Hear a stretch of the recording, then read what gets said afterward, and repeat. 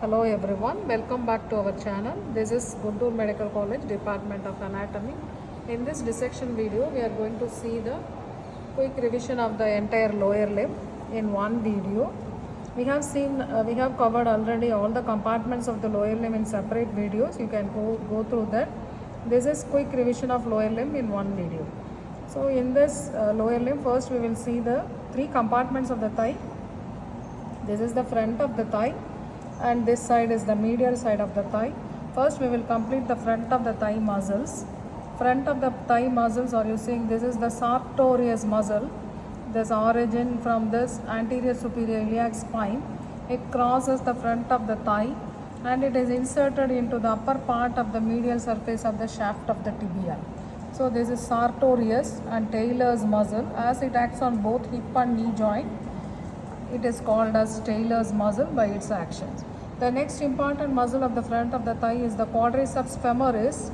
So this is the rectus femoris and this is the vastus medialis and this is the vastus lateralis and what you are seeing, this is the vastus intermedius. In this rectus femoris, only one muscle takes origin from the hip bone, anterior inferior iliac spine. It has two heads, straight head and reflected head. Straight head takes origin from the anterior inferior iliac spine and reflected head from the groove above the acetabulum.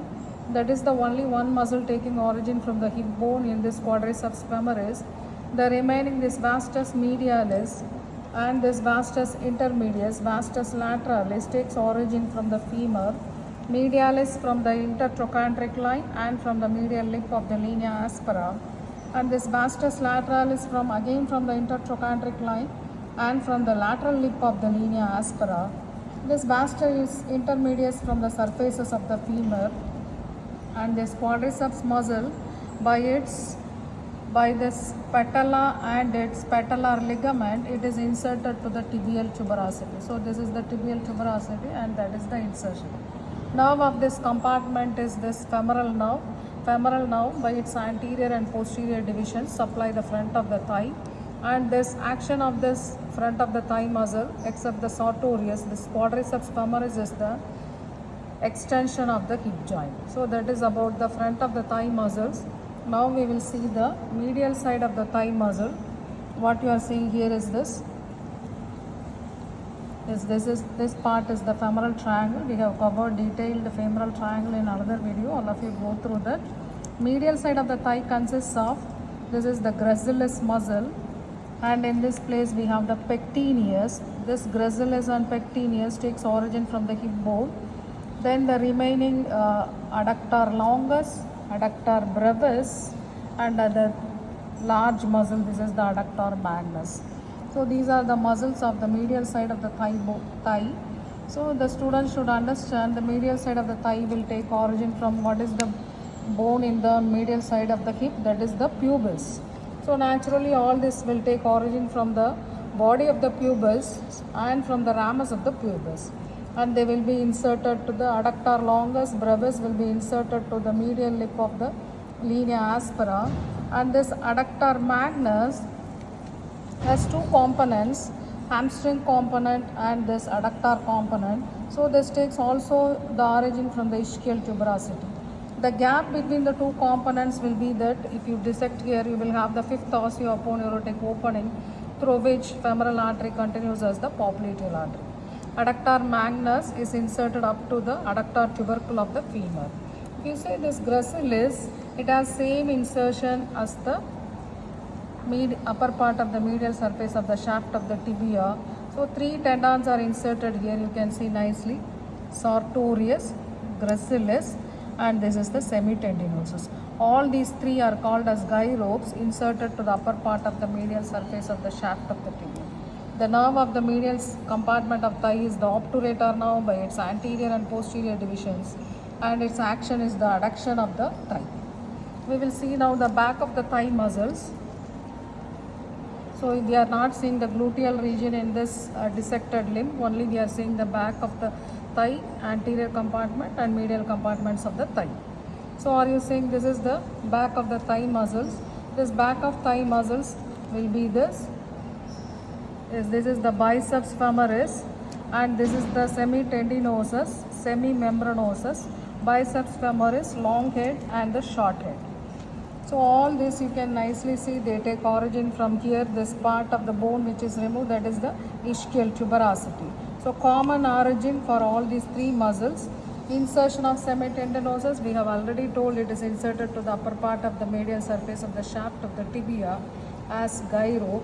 Semimembranosus is inserted into the posterior part of the medial condyle of the femur, and this biceps femoris is inserted to the head of the fibula. So these muscles form the upper boundaries of the popliteal fossa, and it is supplied by this thick nerve, that is the thickest nerve of the body, sciatic nerve, by its tibial component. The action of these muscles, they cause the flexion of the knee joint. So this is the flexion of the knee joint, and it also acts on the hip joint as the extensor. So main extensor of the hip joint is the gluteus maximus. This is the cut end.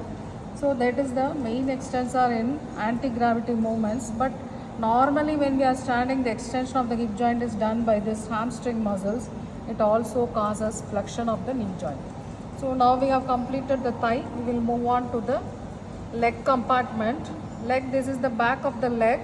We have the superficial group and deep group of muscles. So what muscle you are seeing superficially is the two heads of the gastrocnemius, lateral head and medial head of the gastrocnemius. They take origin from the lower part of the femur, and this is the soleus because it resembles the sole of the foot. It takes origin from back of tibia and fibula, so that is the broad origin of the soleus. All these three muscles, by its common tendon, Achilles tendon, is inserted into the posterior part of the calcaneus. So these are the superficial muscles, gastrocnemius and the soleus. Then if you see on the medial side and on the lateral side, that will be the flexor hallucis longus, and on the medial side will be the flexor digitorum longus. Deepermost muscle will be the tibialis posterior. The nerve of this compartment is the tibial nerve, so which is the branch of the sciatic nerve, will enter this compartment and it will supply all this back of the thigh muscles. If you see the action of this back of leg muscles, so this Achilles tendons, if it pulls the calcaneus, what will be the action? Plantar flexion of the foot. So that is the main action of the Achilles tendon. Now we will see the anterior compartment of the leg. So this is the anterior compartment of the leg you are seeing. So this is the tibialis anterior. So this is the only one muscle taking origin from the lateral surface of the shaft of the tibia. Medial surface of the shaft of the tibia is not having any muscle. So this is the tibialis anterior, and other three muscles in this anterior compartment are this is the flexor hallucis longus, and this is the flexor digitorum longus, and the next muscle is this peroneus tertius, which is partially disturbed here. So this place will be the peroneus tertius. So these four muscles are supplied by the deep peroneal nerve, which is the branch of the common peroneal nerve. So the deep peroneal nerve is the nerve of this compartment of the leg, and its action, if you see, this compartment mainly causes dorsiflexion. So this tibialis anterior causes the dorsiflexion of the foot. So that is the main action of this compartment. We have one more compartment in this leg. We have this lateral compartment of the leg, which takes origin from the lateral surface of the shaft of the fibula. So these two muscles are the peroneus longus, and this is the peroneus brevis. So this peroneus brevis is inserted to the fifth metatarsal, and this peroneus longus goes for insertion into the fourth layer of the sole of the foot. So we have the nerve of this compartment, lateral compartment of leg, is the superficial peroneal nerve, because it is after supplying these muscles, it becomes superficial. It is called a superficial peroneal nerve, or the musculocutaneous nerve of the lower leg. So we have completed the three compartments of the leg also.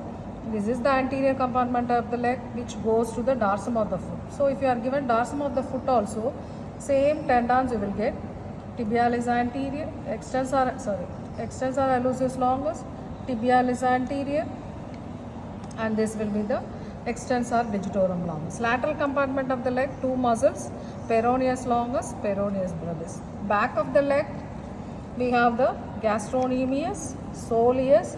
So this is the Achilles tendon, and we have also the flexor hallucis longus, digitorum longus, and tibialis posterior.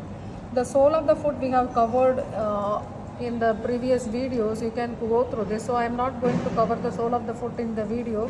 We have covered mainly the 3 compartments of the thigh and 3 compartments of the leg muscles in this video. If you go through this, it will be helpful for you, I hope. Thank you.